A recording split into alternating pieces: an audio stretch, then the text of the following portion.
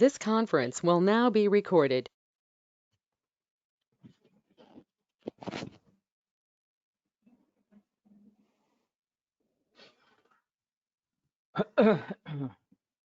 अद्य शुक्रवासर अथवा भृगुवासरः ज्येष्ठ कृष्ण तृतीया चतुर्थी च संकष्टी चतुर्थी इति दिनांक 17 जून 2022 रसरत्न समुच्चय शंखं चक्रं जलौकान् दधतमृतघटं चारुदौर्भिश्चतुर्भिः सूक्ष्मस्वच्छातिरुद्यां शुकपरिविलसन् मौलिमम्भोजनेत्रं कालाम्भोदोज्ज्वलाङ्गं कटितटविलसच्चारुपीताम्बराढ्यं वन्दे धन्वन्तरिं तन् निखिलगदवनप्रौढदावाग्निलीलम् प्रौढदावाग्निलीलम् ब्रह्मणो हि समारब्धा मात्रेयाद्येषु पूजिताम् अस्मदाचार्यपर्यन्तां वन्दे गुरुपरम्पराम् आयुर्वेदरतं वन्दे माधवाख्यं महागुरुम्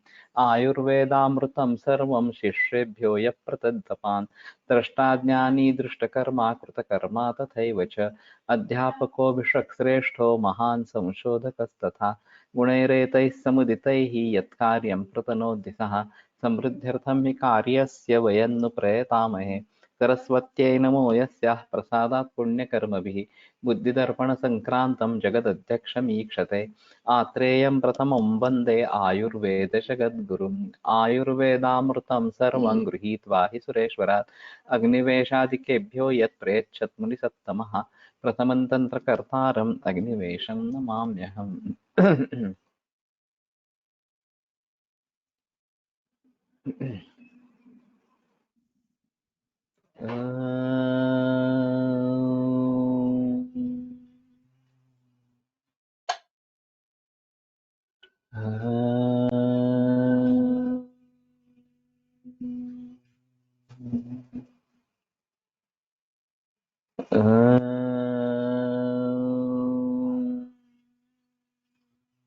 ओम शांति शांति शांति।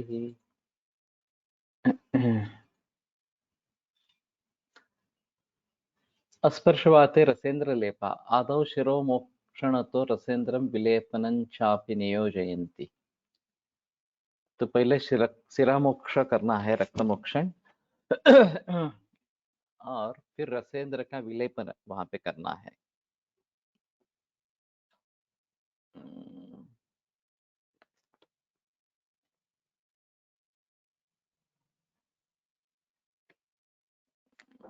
ये कहाँ पे बताया गया है? रसेंद्र यानी कि सिर्फ पारद ही होगा, नहीं तो पारद का लेप करे।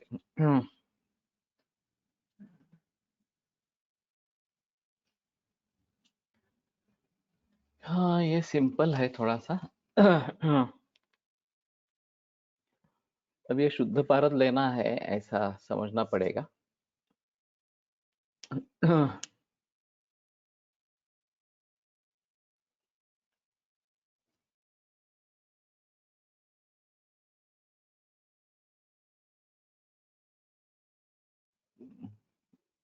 पुरुषानुतो येन विपाचयेत् मृद्वग्निना समय लोहमयेथ पात्रे विषेण पश्चादपि सिद्धिमेति गद्धाश्मगर्भो हि रसोऽस्य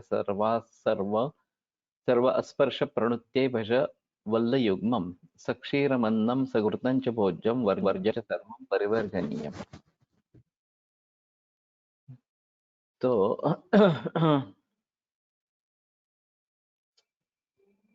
गंधम रसेनाष्टगुणं विमर्द्य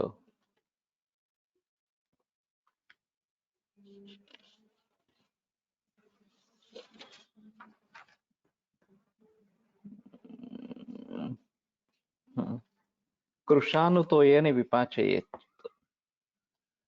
तो कृशानु का मतलब अग्नि है, तो चित्रक के द्वारा शुद्ध परत 1 भाग तथा शुद्ध गंधक 8 भाग।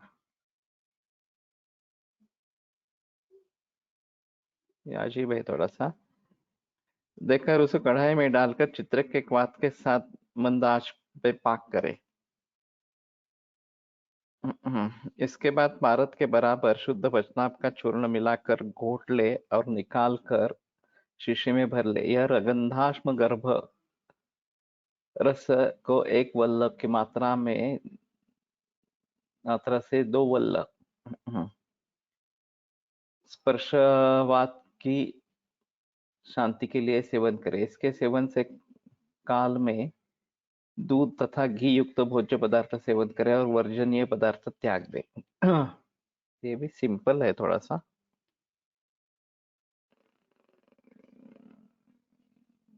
8 गुना गंधक है और चित्रकवात के साथ पाचन करना है लोहमय पात्र में, और फिर बचनाग उसमें डालना है, शुद्ध बचनाग भारत के बराबर। और गुर्दा और खीर के साथ अन्न सेवन करना है। गंधाश्म गर्भरस अत द्वितीयो गंधाश्म गर्भरसः गंधकं चूर्णितं कृत्वा सूक्ष्मवस्त्रेण बध्य च भाण्डे गोदुग्धकं दत्त्वा प्रावृत्तः खर्परेण च अग्निं प्रज्वालयेद् ऊर्ध्वं पश्चात् शीतं समुद्धरेत्। गन्धकाष्टकभागेन रसं दत्त्वा पाचयेत्। मृद्वग्निना शीतभूमौ उत्तार्य यत्नतः यावत् गन्धकरूपस्य पूर्वस्य हि अन्यथा भवेत्। सप्तगुञ्जन् दधीतास्य यावत् स्यात् 21 प्रत्यहन्तु हरितक्या गुञ्जादेयैकविंशतिः। सक्षरं सघृतं चान्नं भोजयेत्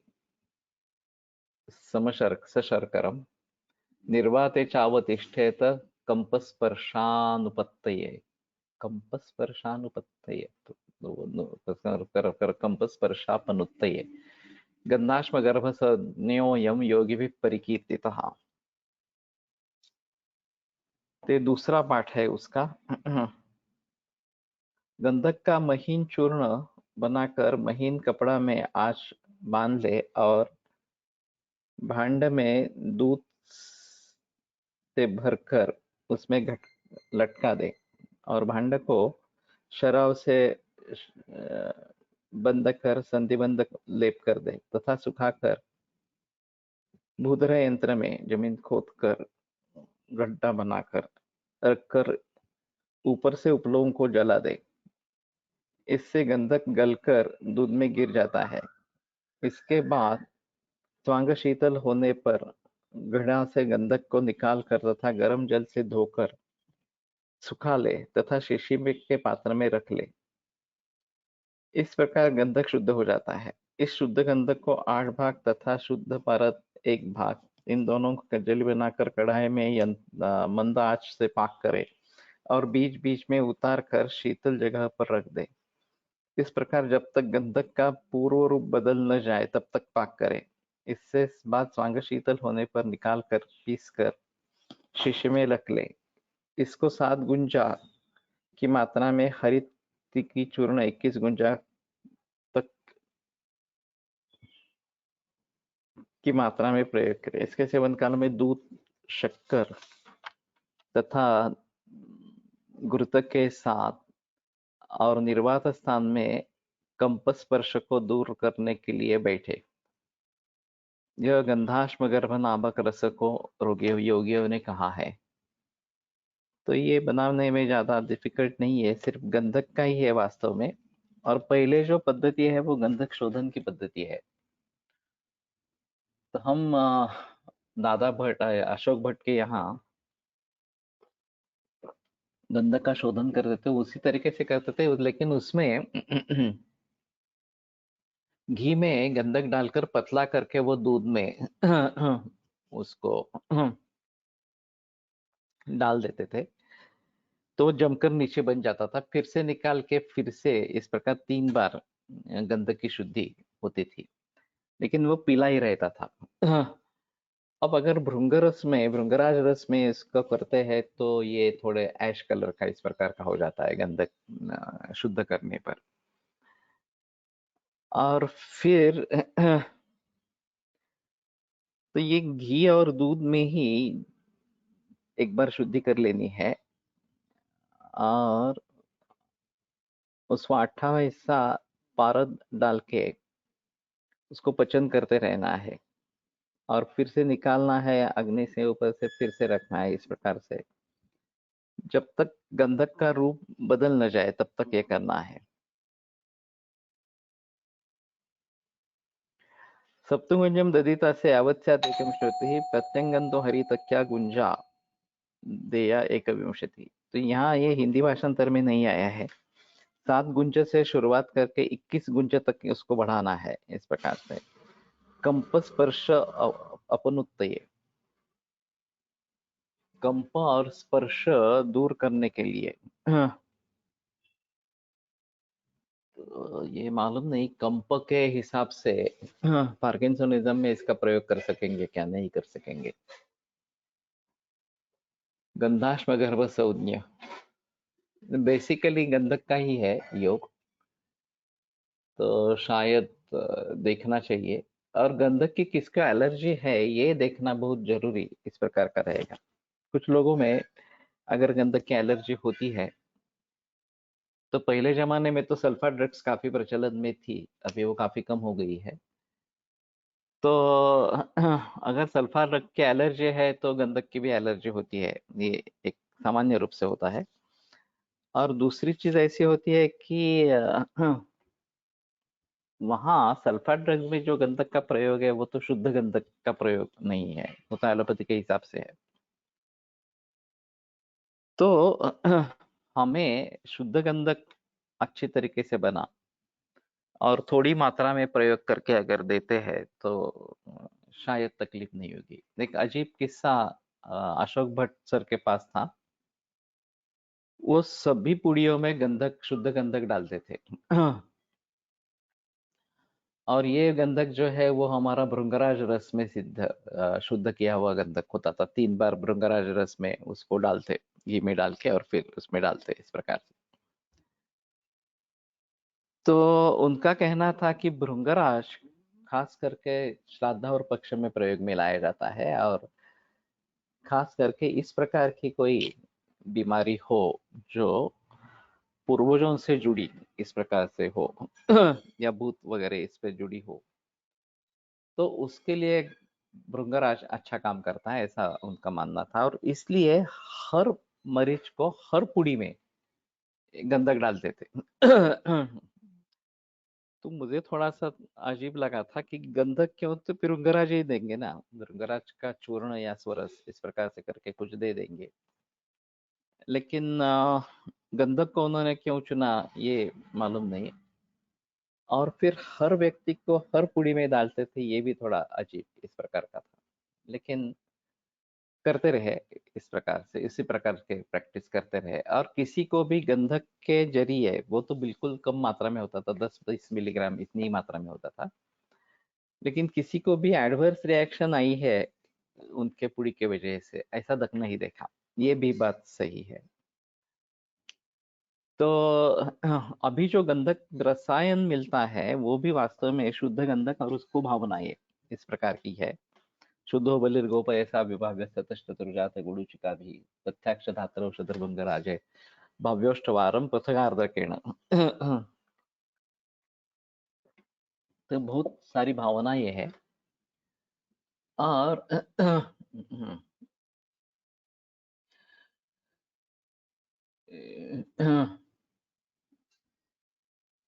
अग्नीसाठी पण गंधक टाकत असावेत।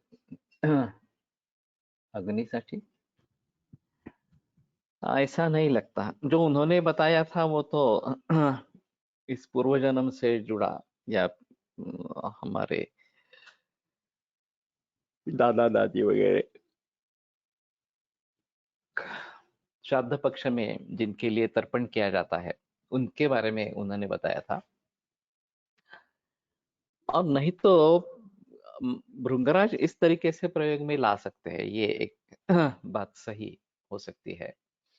लेकिन भृंगराज का चूर्ण डालेंगे या भृंगराज का कल्प हमने बना के रखा है वो भी डाल सकते हैं इस प्रकार से। और वैसे भृंगराज की फलश्रुति काफी वाइड है, खास करके यकृत के लिए अच्छा है ये।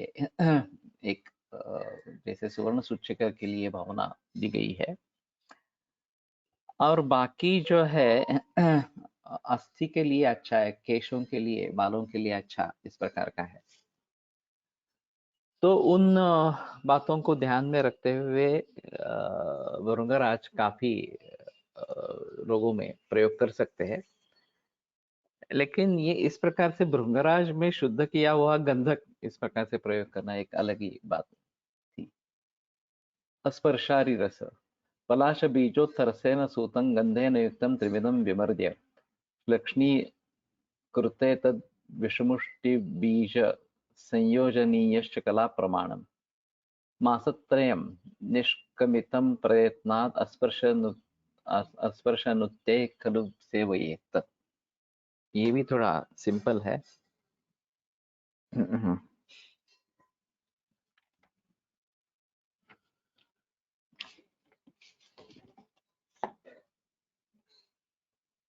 तो शुद्ध पार तथा शुद्ध गंधक संभाव के दोनों की कज्जली बनाकर पलाश बीज के क्वाथ के साथ 3 दिन तक मर्दन करें। जब महीन तथा चिकना हो जाए तब उसमें शुद्ध कुचला का चूर्ण 16 भाग मिला दे और अच्छी तरह घोटकर शीशी में रख ले। इस रस को 3 मास तक एक निश्चित की मात्रा में स्पर्श वात की शांति के लिए प्रयत्न पूर्वक सेवन करें। ये भी ज्यादा कठिन नहीं है बनाने में। तो पलाश बीज का क्वाथ और स्मारक गंधक इतना ही है और बाद में ये कुचला डालना है। हाँ, तो मुझे लगता है कि हमने शायद ये लेप्रेसी को अलग तरीके से ध्यान नहीं दिया। स्पर्शवात ये जो बात बताई गई है यहाँ पे, एक बार योग रत्नाकर भाव प्रकाश में भी इसके बारे में थोड़ा देखना पड़ेगा। तो शायद हम इसकी भली भांति चिकित्सा कर पाएंगे ये अगर सभी द्रव्य हमारे हाथ में हो इस प्रकार से, और बनाने में ज्यादा डिफिकल्ट है ऐसी भी बात नहीं है।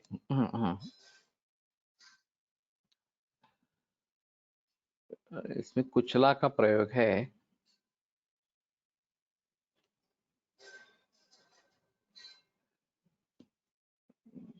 तो ठीक है, मुझे लगता है कि लेप्रेसी में हमें ज्यादा प्रयास करने चाहिए उन मरीजों को ट्रीट करने के लिए। और जैसे प्रमेह में है कि प्रमेह के लिए हमारे पास ज्यादा मरीज नहीं आते, अभी तो आने लगे हैं, लेकिन पहले जमाने तो कुछ भी नहीं आते थे।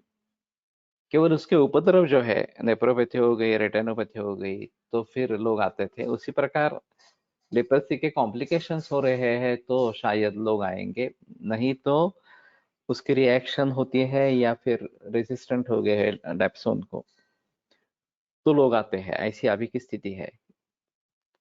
लेकिन मूल रूप से अगर चिकित्सा हमारी तरीके से होती है तो ज्यादा बेहतर इस प्रकार का रहेगा, और जल्दी होती है एलोपैथी के हिसाब से तो भी ज्यादा अच्छा इस प्रकार का रहेगा। तो थोड़ा सा इसमें प्रयास करना जरूरी है।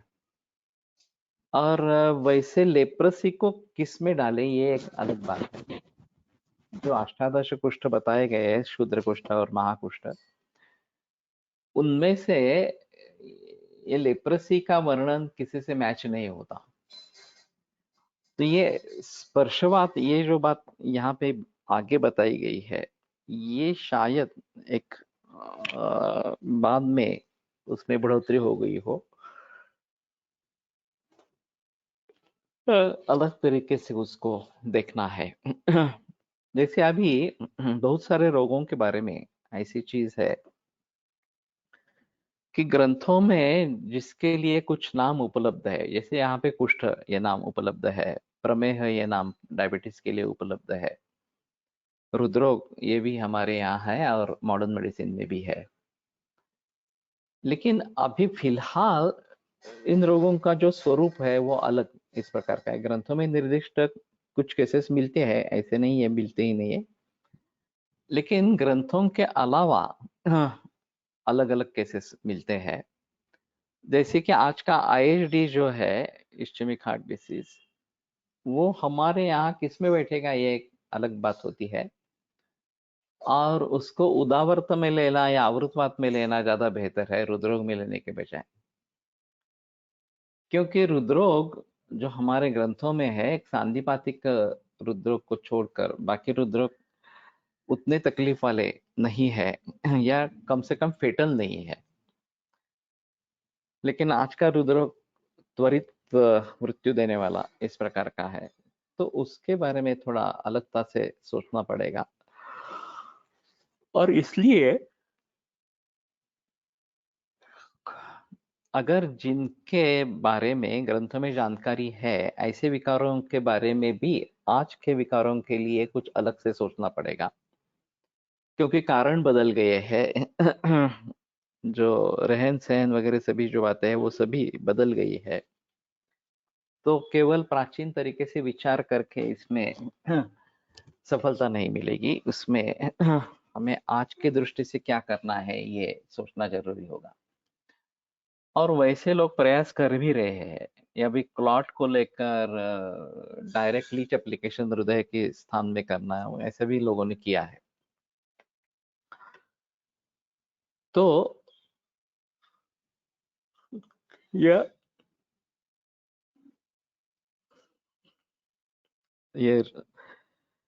आर्टरी का संकोच हो जाना, ल्यूमेन कम हो जाना वगैरह वगैरह जो बातें अभी एंजियोग्राफी में दिखाई जाती है, उसके मुताबिक कुछ करना, यह भी इंटीग्रेटेड विचारों में सोचते हैं, ऐसा है। तो इन सभी के बारे में थोड़ा सा सोचना पड़ेगा। वैसे ही मैं मानता हूं कि इसमें लेप्रोसी का इतना वर्णन है स्पर्शवात के बारे में, तो वो हमें प्रैक्टिस में लाना जरूरी इस प्रकार का पड़ेगा। और आगे वाले ग्रंथों में इस प्रकार के काफी निदान एलोपैथी से लिए गए। इस प्रकार भैषज रत्नावली तो इसी के लिए प्रसिद्ध है। वृक्क रोग या फिर उरस्तोय, शीर्षतोय वगैरह वगैरह इस प्रकार के उन्होंने हाइड्रोसिफेलस, न्यूमोथोरैक्स और इसी के भाषांतर के रूप में नए विकारों के बारे में बताया है। और उसका कुछ हद तक संप्राप्ति और उसके लिए मेडिसिन दी है। सबसे अहम बात यह है कि वृक्क रोग में सर्वतोभद्र रस जैसा रसकल्प बताया गया है, और काफी लोग उसका प्रयोग करते रहते हैं, ये एक अलग बात है। हर्डीकर जी दादा लेप्रोसी को वातरक्त मानते थे, लेकिन पूरी तरीके से ये मिलता जुलता नहीं है वातरक्त। तो ठीक है, वातरक्त की दवाइयाँ कुछ हद तक दे सकेंगे। स्पर्श ज्ञानम असंशयम ये शुद्ध रक्त का वर्णन है। और वातरक्त में रक्त की अशुद्धि होती है, साथ में वात का प्रकोप इस प्रकार का होता है। और वैसे इंद्रिय दृक प्राण है, तो उसका वायु से भी संबंध है, तो ये ठीक है। वात और रक्त दोनों को उधर साथ में लेकर वातरक्त के बारे में सोचेंगे।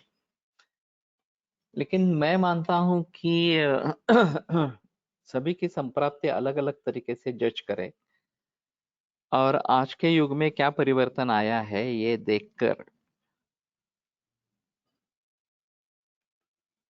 किन अधिकारों से दवाइयों का प्रयोग करना है ये थोड़ा सोचना पड़ेगा। तो वातरक्त की चिकित्सा करें, ये स्पर्शवात के बारे में मैं भी पहली बार देख रहा हूँ कि स्पर्शवात कोई करके वात विकार है इस प्रकार से। और उसके लिए कुछ चिकित्सा इस प्रकार की बताई गई है, तो इनको ध्यान में रखना बहुत जरूरी रहेगा।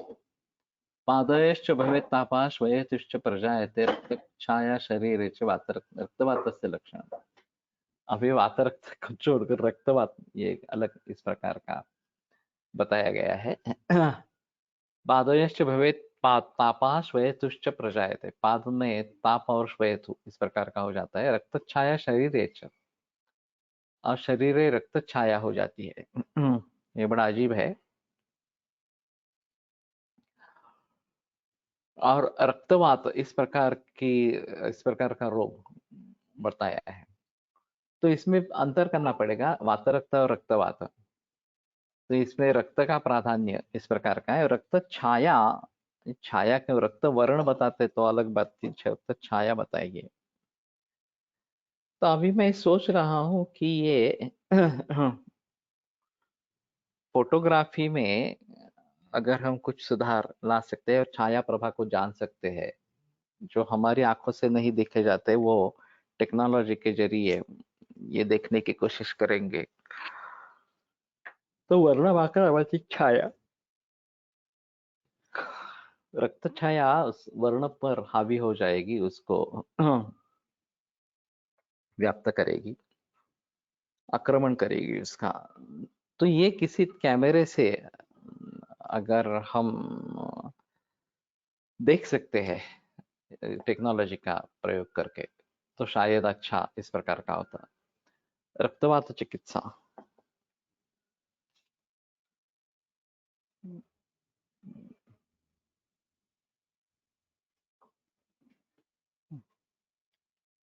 त्रियोनिरसमुञ्जयका प्रथमं दापयेद् विषक् हरितक्यामलकी गुडुचिं कटुकान् तथा पंचांगानि च निम्बस्य चूर्णयित्वा च पाय्ये। सिंपल। हरितक्यादि चूर्ण, हाँ, त्रियोनिरसगुञ्जयका।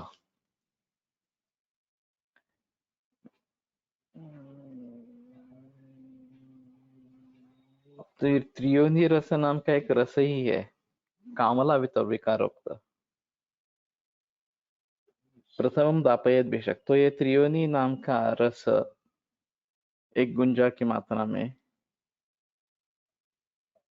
देना है। हरित की आमलक्य उच्च गुड़ुचिं कटुकान तथा पंचांगान च निम्बस्य चूर्णयित्वा च पायेत्। ये भी थोड़ा सा अजीब है। हरित की आमलक्य द्विवचन किया है, ये दोनों मिला के साथ में देना है। जब इस प्रकार के द्विवचन आते हैं तो ये समझ लेना है कि दोनों को पहले इकट्ठा करें, फिर गुड़ुची कुटकी और निम्ब चूर्ण पंचांग चूर्ण इत्वा चपाइए उसमें देना है। तो ये कॉम्बिनेशन हरित क्या मल की गुड़ुची कुटकी और निम्ब पंचांग,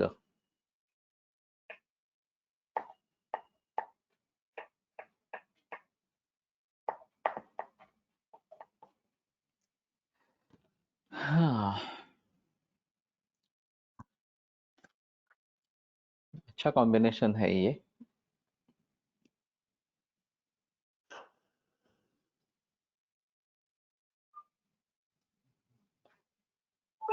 त्रियोनी रस एक बार देख लेना चाहिए। हाँ, तो हरित क्या मल की गुड़ुची, ये तीनों तो रसायन है। कुटकी मतलब भेदन पित्त का स्राव करने वाली, और निम्ब पंचांग चूर्ण एक अपपित्त शामक और रक्त को शुद्ध करने वाला, इस प्रकार का है। हम्म, इसको अलग तरीके से बना के रखते हैं।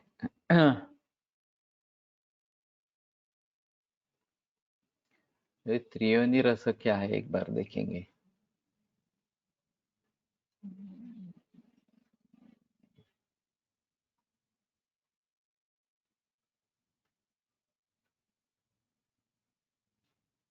अतः कोकिलाक्षादि कषायः, कोकिलाक्षस्य मूलानि गुडुचि नागरं तथा क्वात्मयित्वा रजन्यान्तु पायेत् अतिशीतलम्।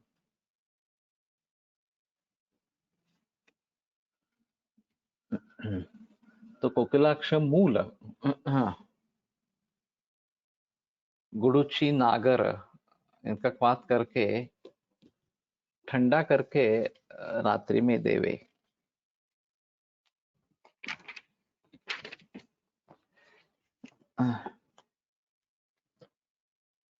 तालीम खाने के चेट गुरुचे सौट संभाग इन समूह को पात बनाकर शीतल कर रक्तवात के रोग में पान कराए।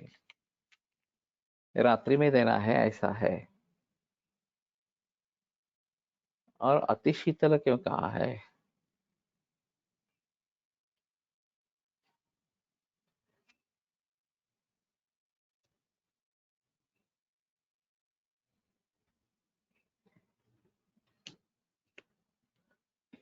और मूल है अतः संशोधनोपदेश या कोकिलाक्ष जी म्हणून टॅबलेट मिळतात. कोकिलाक्ष जी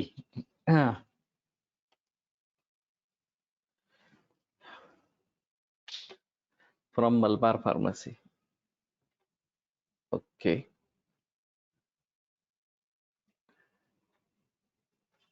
लेकिन ये रक्तवात किसको डायग्नोसिस करते हैं और किसको देते हैं ये टैबलेट्स?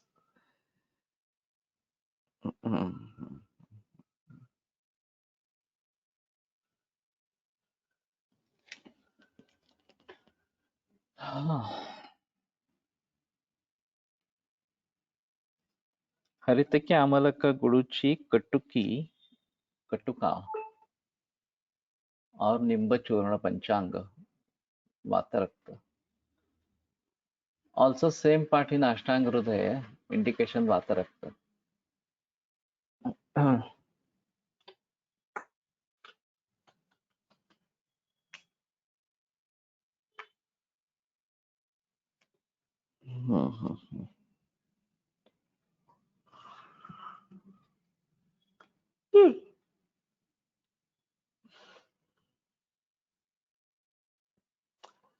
तो ठीक है.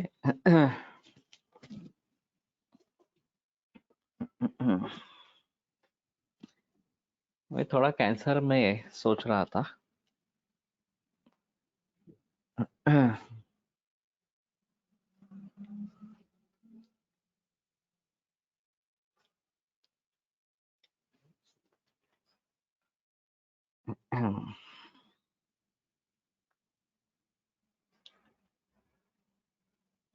खास करके ल्यूकेमियाज में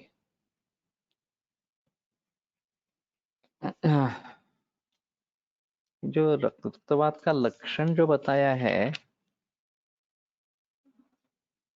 पादयोश्च भवेत् तापः श्वेतुश्च प्रजायते रक्तच्छाया शरीरे च रक्तवातस्य लक्षणम.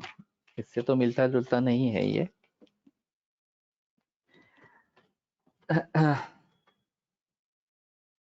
कोकिलाक्ष जी. ठीक है. तो देखते हैं इसको प्रयोग में लाने के हिसाब से. ये अलग है और ऊपर वाला अलग है. वैसे कोकिलाक्ष शुक्रशोधन गण में भी है.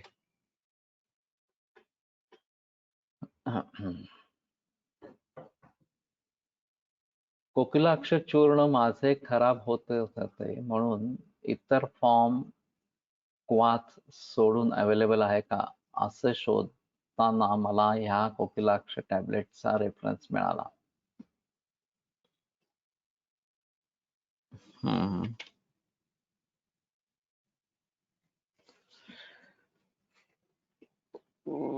वैसे मैं एक शुक्र शोधन गण में होने के हैसियत से और रक्त और वात इन दोनों को देखते हुए कोकिलाक्ष का प्रयोग में करना चाहता था. फिर भी अब पूरी में भी अगर कोकिलाक्ष डालते हैं तो वो क्या हो जाता है, खाना खाने के बाद एक अजीब फीलिंग मुंह में आता है और चिकट इस प्रकार का. तो इसलिए मैंने वो डालना बंद कर दिया. बट इज ऑल्सो इन टिका हुआ है तो कोकिलाक्ष ऑल्सो इन मूत्रकुर्चर.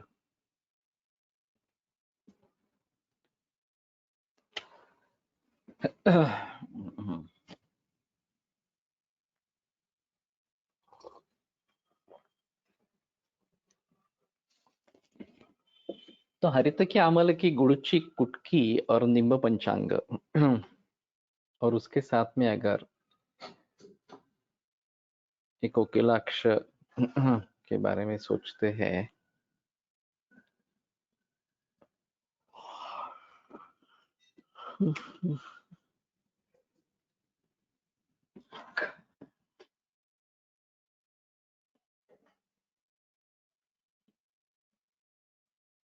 देखते हैं, मैं थोड़ा विचार करके प्रयोग करूंगा शायद, क्योंकि रक्त एक अहम दूष्य है। सभी कैंसर मरीजों में हम रक्त कल्याणक का भी प्रयोग कर रहे हैं और रक्तपाचक का भी प्रयोग कर रहे हैं, ये तो है ही। लेकिन फिर भी इसके बारे में भी सोच सकेंगे। अग्रे शिरा विमोक्षार्थम यवचिंचा विरेचनम वान्तिमत वान्तिमंकोल बीजेन देवदाली जलेन वा। तो उसमें पहले शिरा मोक्षार्थम यवक्षार विरेचनम, सिरा मोक्ष करना है और फिर यवक चिंसा से विरेचन देना है।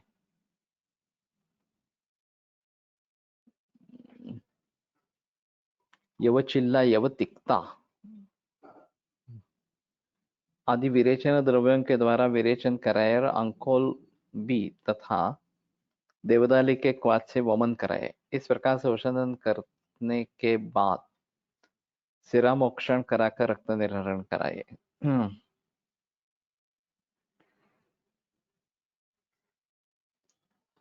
अभी रक्तावृतवात, रक्तगतवात, रक्तवात यह अभी जो बता रहे हैं, तो वात रक्त, इन सभी में अंतर कैसे करना है? त्याचा गोळा बनवतो तोंडात घेतल्यावर किंवा गोळा बनतो तोंडात घेतल्यावर किंवा पाण्यात मिसळल्यावर। बलाप्रमाणे पिच्छिला है, हाँ, पिच्छिल है वो वही सही है। और ये पिच्छिलता के कारण ये टेस्ट में बिल्कुल अलग हो जाता है इस प्रकार से। हाँ, तो मैं सोच रहा था उसका कल्प बना के देखेंगे और वो पुड़ी में डालेंगे इस प्रकार से।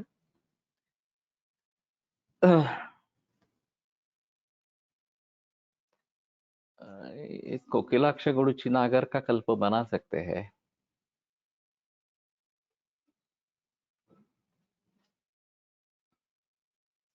नहीं, वाजीकरण भी है कोकिलाक्ष।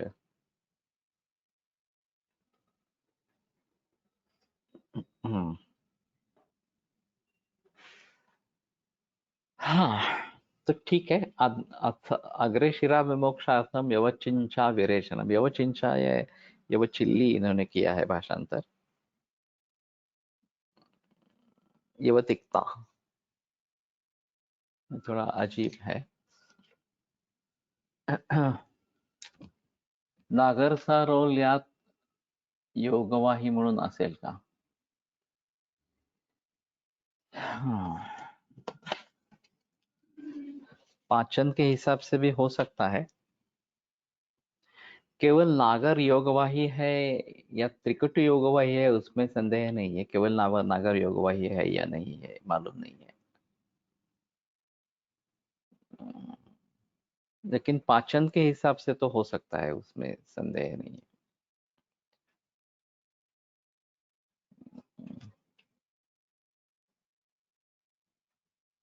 और सालिम खाना का मूल मिलता है कि नहीं मिलता है मालूम नहीं।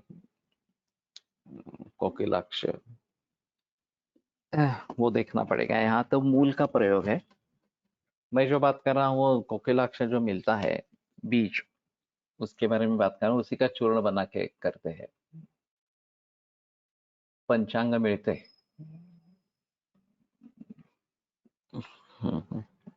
वैसे एक शुभ ही है, पंचांग मिलना काफी आसान है।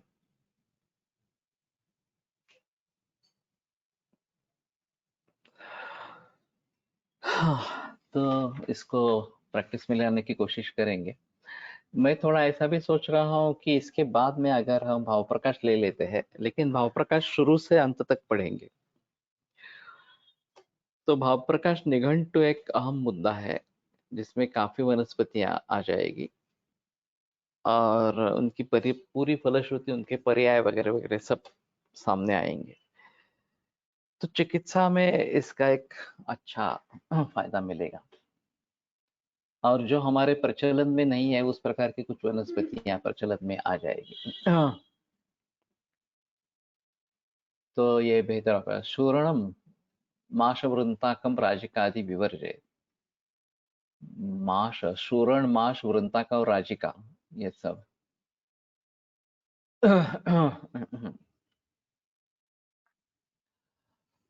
राजिकादि,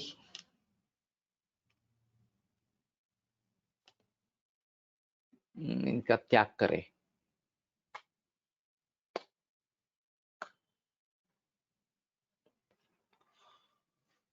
अथ आमवात लक्षण, तो पहले स्पर्शवात, फिर रक्तवात और फिर आमवात। वसईत पावसाळ्यात जागोजागी खोकलाक्ष उगवते। हाँ, लेकिन ये दलदल वाले प्रदेश में ज्यादा होता है। अगर गंदगी है तो लेना थोड़ा मुश्किल है। गंदगी नहीं है तो इकट्ठा करके सुखा के रख सकते हैं, फिर काढा बना के, पावडर बना के। व्हेजिटेबल ड्रग्स इन बृहत्त्रयी या पुस्तकाचा पण रेफरन्स घेता येईल सोबत वाचताना। ये किसका है? Vegetable drugs in Brihattrayi. No, वो तो ठीक है। खाजण भागात, या तो वो अलग का बताया गया। ये किताब किसकी है? Vegetable medicine, vegetable drugs in Brihattrayi, Krishna Shastri Chunekar की किताब है। भाव प्रकाश के बारे में या बाकी निघंटू के बारे में? बलवंत सिंह, चुनेकर आणि ठाकुर बलवंत सिंह, तो स्टैंडर्ड होगा फिर। तो ठीक है। तालीमखाना गॉल ब्लॅडर स्टोन मध्ये यूज करतात असे एका वैद्याने सांगितले होते। नवी नव नाही, नाव नाही आठवत वैद्यांचे। यूज करतात का? ओके।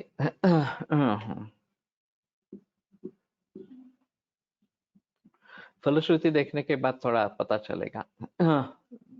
गॉल ब्लैडर स्टोन में इस प्रकार से करते हैं तो ज्यादा अच्छा है। वैसे गॉल ब्लैडर स्टोन को आयुर्वेद में क्या कहे, ये तो काफी मरीज है और आते रहते हैं इस प्रकार से। एलोपैथी में तो ऑपरेशन ही सजेस्ट करते हैं। आइदर स्टोन बड़ा है तो उसको क्रश करके निकालना, गॉल ब्लैडर निकाल देना, यही चिकित्सा ज्यादातर बताई जाती है। और बहुत सारे मरीजों में ये साइलेंट रहते हैं, कुछ भी तकलीफ नहीं होती है। तो ये थोड़ा अजीब मामला है गॉल ब्लैडर स्टोन्स का। बृहत्त्रयी मधील व त्यांच्या टीका साहित्यातील आलेल्या सर्व वनस्पतीच्या पर्याय नावासहित माहिती आहे। खूप छान आहे।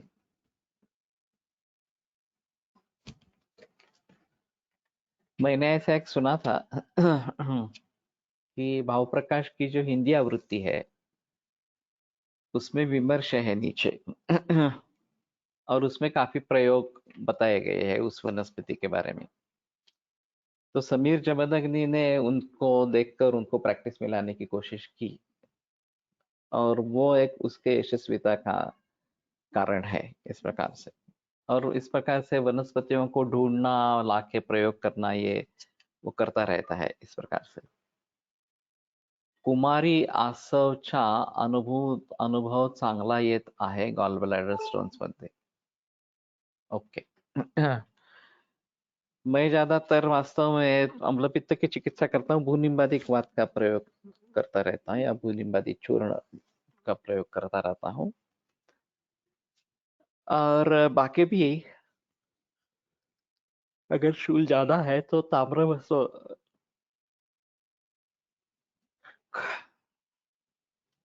प्रयोग में लाता हूँ तो शूल जल्दी कम होता है। ताम्रभस्म के साथ ये कामदुघा या फिर भूनिम्बादिक चूर्ण ऐसे मूली के स्वर्स के अनुपान के साथ या मध के साथ देते हैं तो शूल तत्काल उपशम होता है। तो कुमारी आसव को भी देखेंगे और ये भी देखेंगे, कोकिलाक्ष भी देखेंगे। ग्रंथाच्या टीकेत आलेल्या वनस्पती पण आहेत। विथ डिफरंट पर्यायात हे विशेष. हाँ, सिंगल वनस्पतियों का प्रयोग ज्यादा नहीं होता है. इसके लिए एक तो गौ फड़के की किताब अच्छी है, जिन्होंने सरल संस्कृत भाषा में वनस्पतियों के बारे में बताया है. अप्पा शास्त्री साठे इनकी घरगुती औषधि करके किताब है, वो भी एक एक वनस्पति को लेकर किस प्रकार से उनका कहाँ कहाँ उपयोग करना है इसके बारे में बताते हैं. और वैसे कुड़तरकर शास्त्री की द्रव्य गुणकर की किताब या फिर औषधि संग्रह वाग देसाई की किताब, ये भी इस प्रकार से अच्छे हैं. कुछ कुछ योग उसमें से मिल जाते हैं, ऐसा है. तो शायद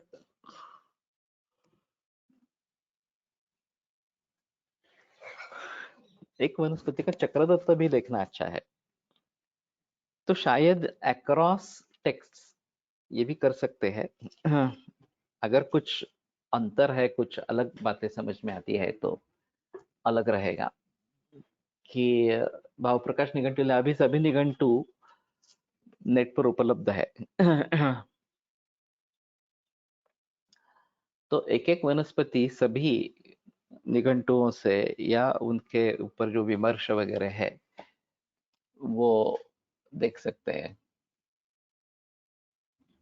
Dillon is said to be one of the best Dravyaguna experts for identification गुणधर्मात. डल्लन Tikait खूप छान वनस्पती आयडेंटिफिकेशन गुणधर्म सांगितले आहेत. हाँ, तो ये सुश्रुत में देखना पड़ेगा फिर डल्लन टीका के बारे में अगर सोचना है तो दो बातें हो सकती है. एक तो निघंटु को ही लेंगे, भाव प्रकाश निघंटु से आरंभ करके बाकी निघंटु जो उपलब्ध है उसमें वो वनस्पति ढूंढ के या फिर इन ग्रंथों में से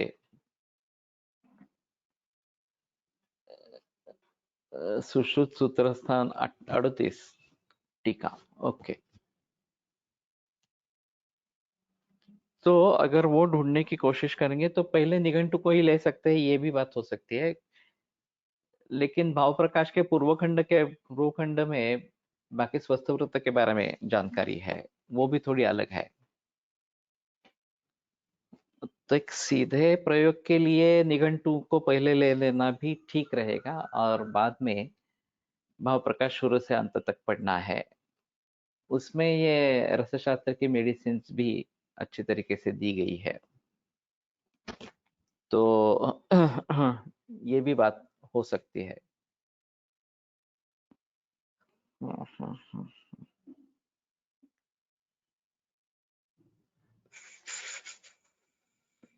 अगर कोई व्यक्ति इस प्रकार का संकलन करना आरंभ करे हमारे ग्रुप में से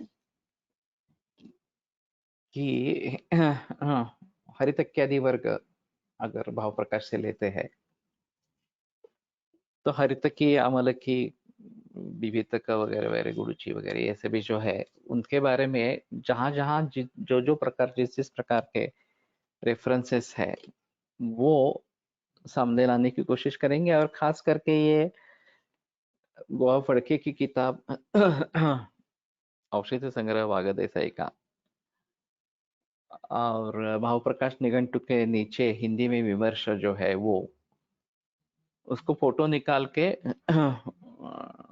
मेल में मेरे लिए डाल देंगे तो शायद उसके आधार पर आगे बढ़ सकेंगे. तो ये काम अभी शुरू करेंगे क्योंकि मालूम नहीं है कि इसको कितने दिन लगेंगे रसरत्न समुच्चय पूरा होने के लिए. लेकिन बाद में अगर निघंटु के बारे में सोचना है तो मेरे ख्याल में ये अच्छा रहेगा. Glossary of vegetable drugs in Brihattrayi मध्ये आहे हे आहे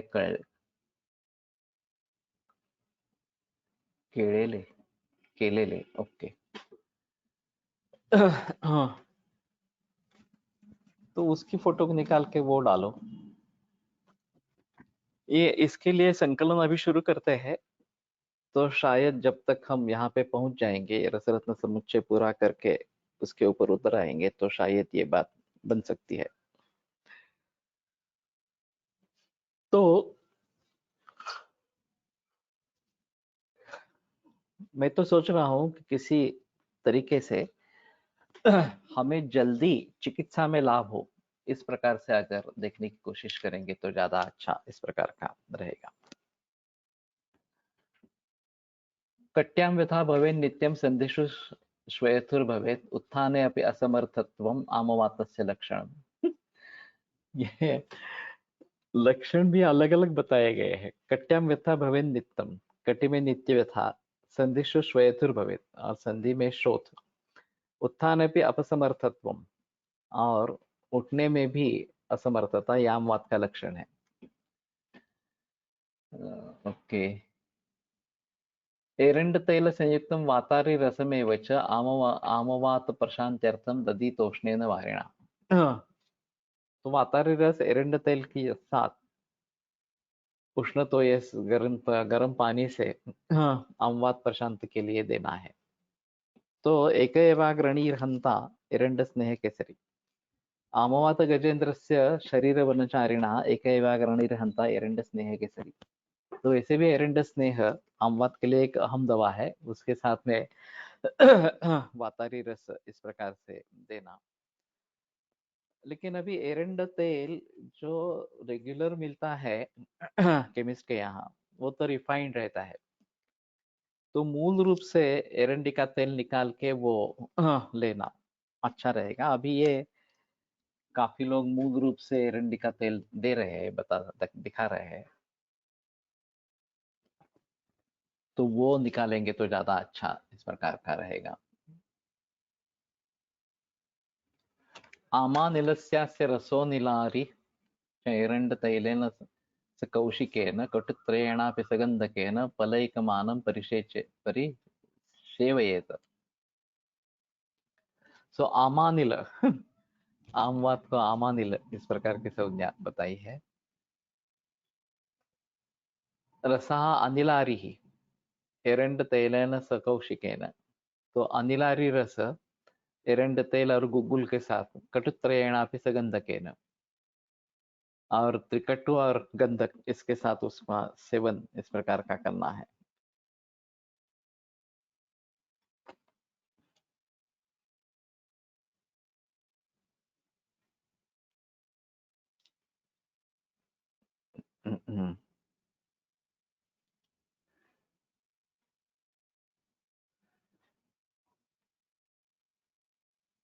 शुद्ध गुगुलु तथा एरंड तेल के साथ त्रिकटु चूर्ण तथा शुद्ध गंधक के साथ आमवात रोग में सेवन करें।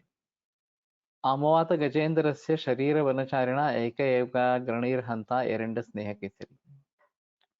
तो ये यहाँ पे है श्लोक ये श्लोक तो याद था कि अमवात रूपी गजेंद्र जो शरीर रूपी वन में संचार कर रहा है, उसका एक ही अग्रणी हंता है उसको मारने वाला, एरंड स्नेह केसरी। तो एरंड स्नेह रूप सिंह उस अमवात गजेंद्र को मारने वाला इस प्रकार का है, एक एवं अग्रणी, और वही एकमात्र है।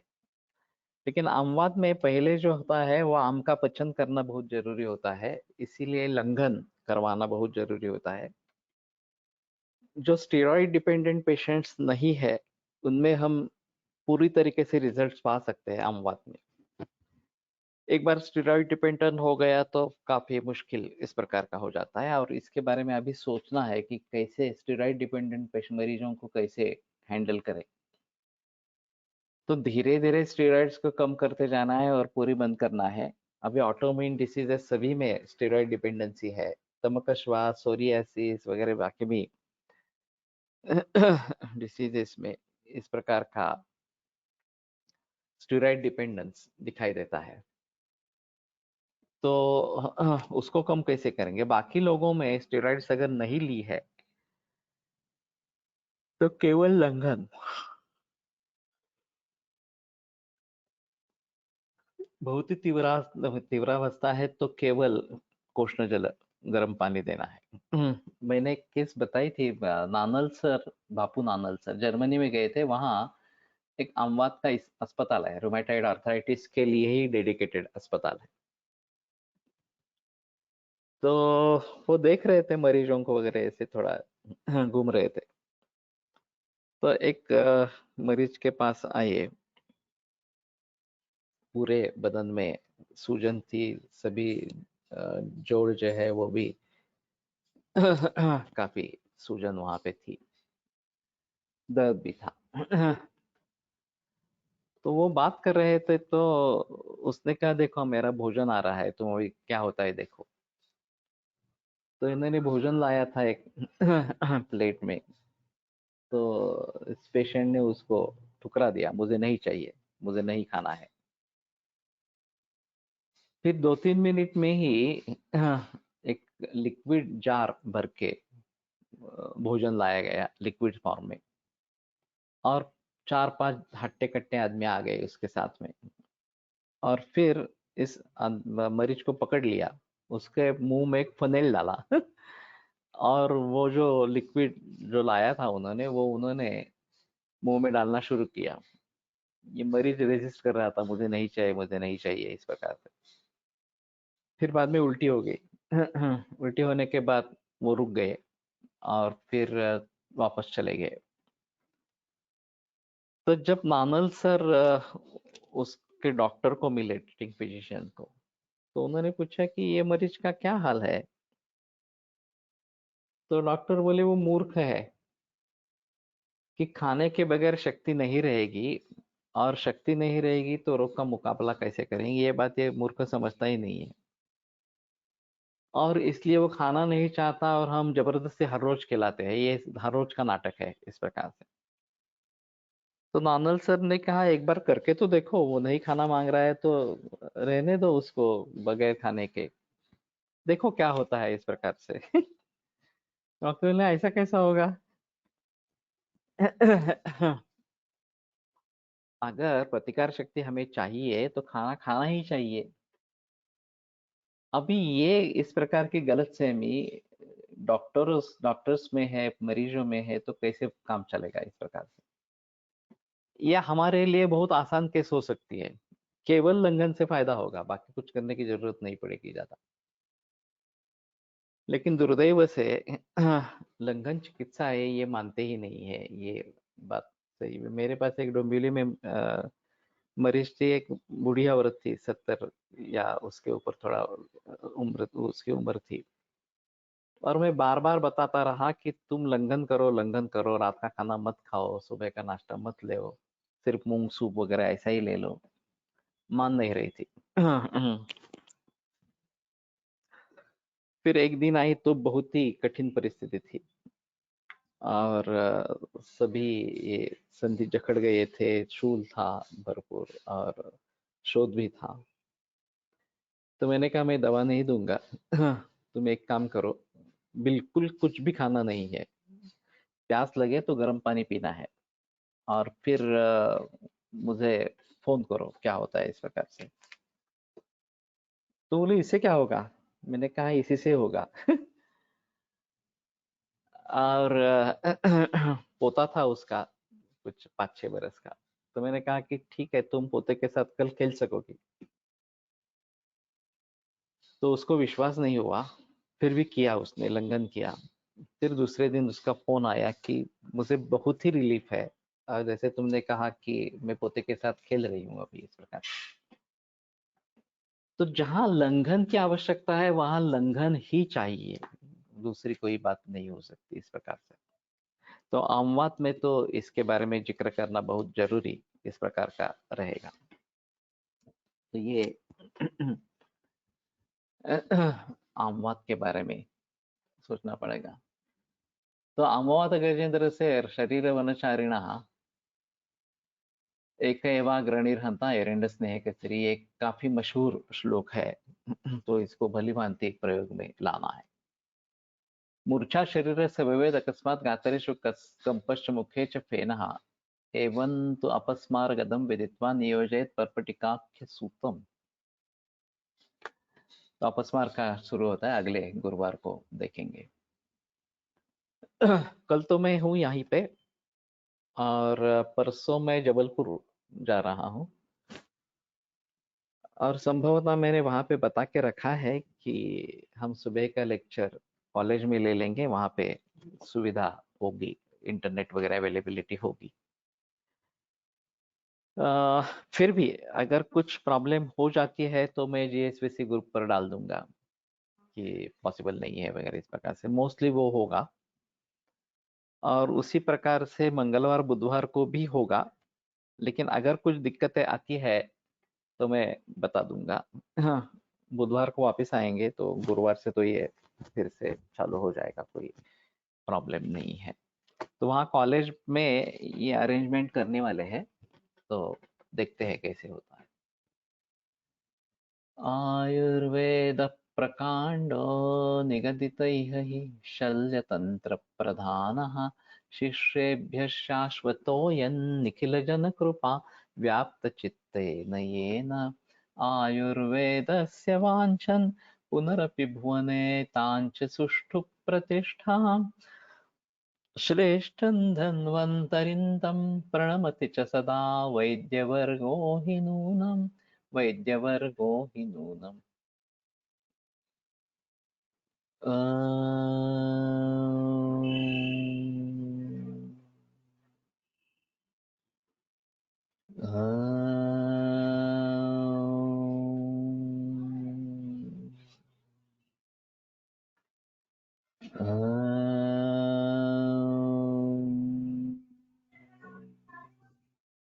ओम शांति शांति शांति।